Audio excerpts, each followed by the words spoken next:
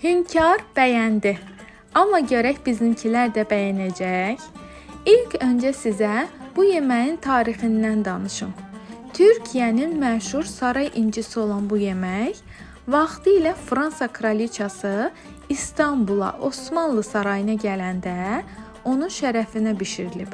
Sultan Əbdüləziz elə ilk tikədən heyran qalıb və adı da elə o vaxtdan Hünkar bəyəndi olub. Sultan bəyənib, lakin mən də elə hazırladım ki, bizimkilər də bəyənsin. Sonra bunun açıqlamasını edəcəm. Deməli, badımcanları qazın üstündə közləyib, qabıqlarını soyuruq və doğrayırıq. Kərə yağında da onu qovurduqdan sonra doğranmış badımcanları əlavə edirik.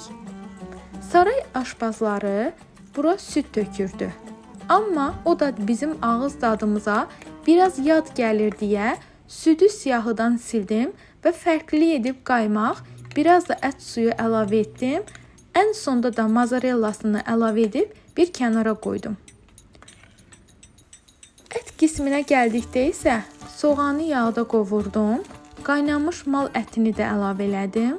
Siz istəsəniz quzu əti ilə də bişirə bilərsiniz. Tomat və ət suyunu da əlavə edib qaynamasını gözlədim.